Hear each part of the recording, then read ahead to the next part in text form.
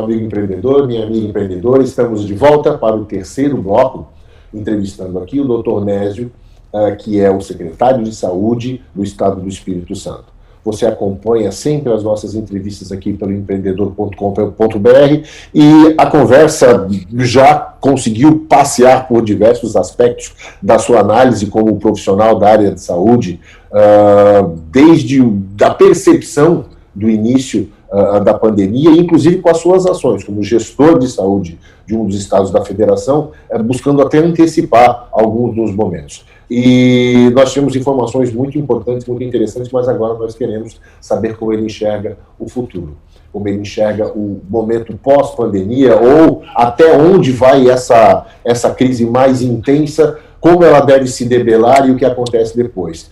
Doutor Nésio, conta pra gente o que vai acontecer no futuro. É muito difícil fazer previsões, mas, no entanto, lá no sertão, nós dizemos que do jeito que você vê que o sertanejo caminha, você sabe mais ou menos para onde que ele vai, né? Então, uma frase que eu aprendi lá no Tocantins, nos povos do Cerrados, e, de fato, a gente vê como que o sertanejo está caminhando e o rumo que ele vai assumir. E nós temos uma situação onde, dadas as fragilidades do nosso líder nacional, nós não temos nenhum fato novo que possa reorientar o conjunto da nação no enfrentamento. Aqui no Espírito Santo nós temos uma vantagem, temos um líder no nosso estado, que é o Renato Casagrande, que é um político experimentado, maduro, um grande democrata, já foi senador, foi governador, foi vice-governador, um líder experimentado, com uma grande capacidade de diálogo, de liderança, e isso deu a nós, aqui no Espírito Santo, uma capacidade de enfrentar utilizando todos os recursos disponíveis. A mobilização da sociedade, do conjunto do governo, de recursos, da priorização das políticas de saúde. Então, isso nos permitiu fazer uma previsão e ter uma segurança de que aqui no Estado a gente conseguiria responder adequadamente à epidemia. No entanto, o que será do futuro do Brasil? Teremos eleições municipais esse ano? Haverá um impeachment, um impedimento, um autogolpe? Até quando vai se arrastar o conflito entre os poderes, a presidência da República, os estados? A doença vai se comportar como ondas única, como uma segunda grande onda, com pequenas ondas médias e pequenas ao longo do ano? E talvez eu desconheço, Nésio, eu desconheço a ocorrência em outros lugares do mundo de o aspecto político estar tão evidente como protagonista no processo de gestão da pandemia. Eu não conheço um exemplo parecido em outro lugar do mundo, onde a política virou, e essa política conflituosa, polarizada, tenha se tornado protagonista do processo. Não, é algo que está longe de fazer sentido na minha visão.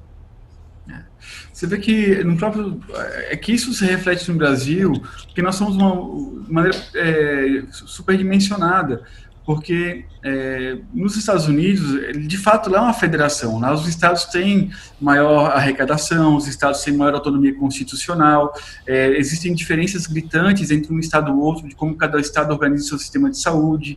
No entanto, no Brasil não, no Brasil nós somos uma federação com características de país com um modelo central. Então, aqui a repercussão do desastre da condução do governo federal é muito maior do que em outros países. E, dado o grau de instabilidade política que existe aqui, fragiliza a condução de todo o processo. Então, nós trabalhamos então com a perspectiva de que em 16 meses possamos ter uma vacina disponível. É muito tempo. Então, essa crise vai acompanhar o final do mandato de todos os prefeitos e vai acompanhar também o final do mandato de praticamente todos os governadores e do próprio presidente da República. Então, e o fato de ser um desastre epidemiológico que vai durar médio e longo prazo, talvez, ele pode cansar a população. Ele pode criar muitas confusões no seio da sociedade, se não houver um coesionamento de narrativas. Ou seja, o nosso empreendedor poderem compreender, ou seja, de uma certa maneira a população pode, como se cansar e tipo assim, deixar para lá, entregar para Deus, relaxar e vamos tocar a vida, algo assim. O presidente da República é um líder que tem 1/3 da população que o segue cegamente. Só que esse 1/3, o país não está dividido, não tem um bloco que está aqui em um bairro que é bolsonarista e outro bloco que está aqui na rua, em outra cidade. Esse 1/3 se relaciona no cotidiano com as suas famílias, com seus vizinhos, com seus trabalhadores, com todo mundo. Então, é 1/3 da população, seguindo as opiniões, que não tem correlação científica alguma. Esse 1/3 tem impacto direto nos outros 2/3, gente. Não tem sentido. Isso é uma realidade concreta, objetiva. Então, nós precisamos superar. E aí eu digo do futuro. Nos próximos 15, 30 dias, 45 dias, qual é o fato novo na condução da crise do país que possa permitir que você, Hector, que eu, que sou um médico, um gestor, qualquer cidadão brasileiro, diga não. Porque nós tomamos tais medidas, chegaremos a um topo da curva, vamos ter um platô e vamos entrar numa fase de desaceleração. Qual é o fato novo? Não existe. Não permite então, dizer, né? A perspectiva nossa, ela é desastrosa. Porque ou ocorre uma guinada radical, rápida, no comando nacional da epidemia. Isso pode ser feito pelo Bolsonaro, pode ser feito pelo ministro Tete. Não tem problema nenhum. A gente só precisa que o fenômeno ocorra.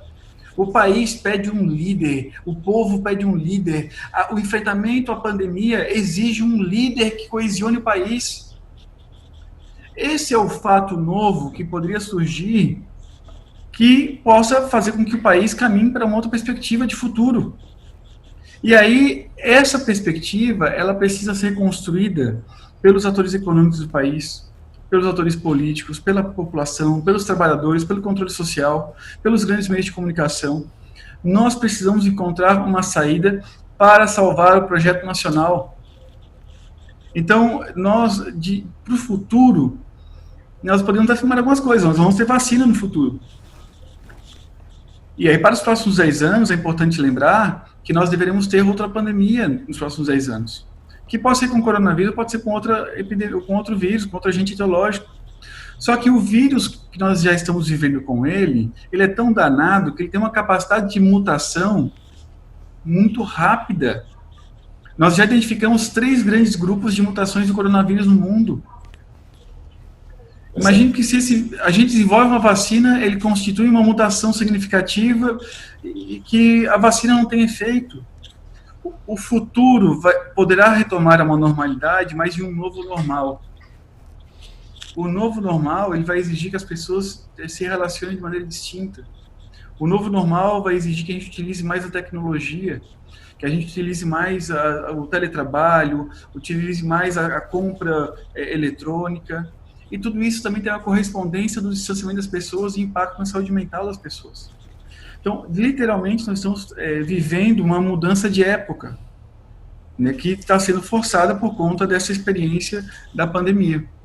Talvez a sociedade de todos os países, do Brasil em particular, elas tenham que se repensar, inclusive no sentido de organização, de como nós vamos, todos os aspectos de contato que a sociedade tem entre ela. Nós estamos falando aí de saúde, estamos falando de educação, estamos falando de cultura, estamos falando de mobilidade, estamos falando do trabalho, da renda, ou seja, tudo isso talvez tenha que ser repensado, é isso, Nécio? Sem dúvida alguma. Imagine o transporte coletivo que a gente submete à classe trabalhadora, os estudantes, a juventude, ele não poderá ser o mesmo nos próximos 10 anos.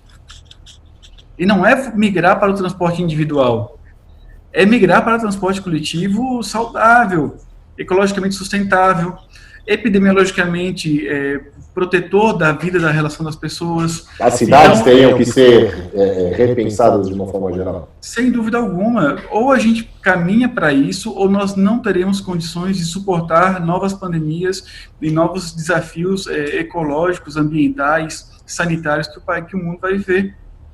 Bem, perfeito. Nécio, estamos chegando ao final da nossa conversa. Eu gostaria de pedir que você enviasse uma mensagem, né, para todos os empreendedores e empreendedoras, são milhões no Brasil que assistem a nossa conversa, que você envie a sua mensagem como gestor de saúde, como profissional, como talvez um dos maiores especialistas que o Brasil tem no SUS.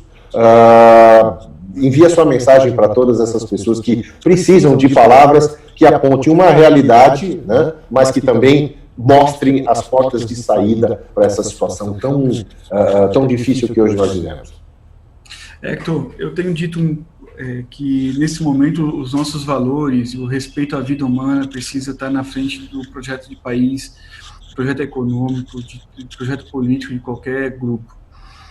Não me interessa ter muitos leitos e muitos ventiladores para que muitas pessoas morram no hospital. Ainda que eu tenha muitos ventiladores, que todos os pacientes que possam ter grupo de risco, ser do grupo de risco, e possam desenvolver a doença do SARS-CoV-2, não me interessa ter que as pessoas morram no hospital, se elas forem morrer em grande quantidade.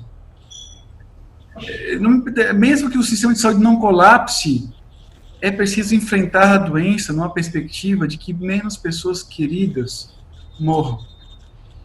Então, para isso, nós precisamos de uma resposta imediata, de ajuda de todos, da coesão de todos.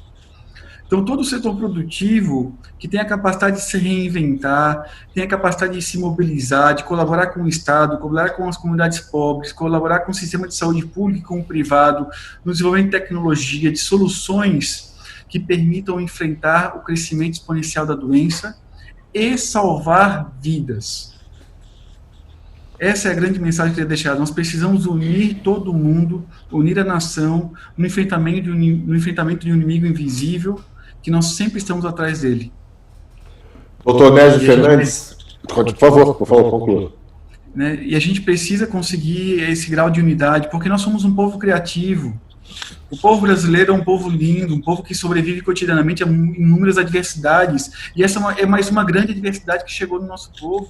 E a gente tem condições, nossos 500 anos de história demonstram que nós somos um povo extremamente criativo e valente, capaz de superar. Agora, nós precisamos superar a polarização, nós precisamos superar o grau de tensionamento entre a sociedade e entre todos os atores.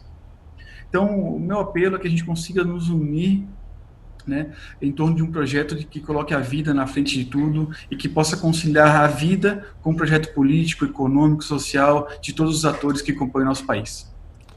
Doutor Nésio Fernandes, a gente só pode agradecer imensamente a sua participação, as suas palavras, tudo aquilo que você nos trouxe de informação, uma informação que é lá da ponta, né? Porque a gente sabe que mesmo como gestor de saúde, você é um médico, uma pessoa que está na frente na gestão desse problema, e a sua preocupação com essa questão humanitária, ela chega a ser tocante, e é bom que nós tenhamos gestores públicos que tenham essa visão, essa sensibilidade e essa capacidade de enxergar problemas que afetam a todos nós.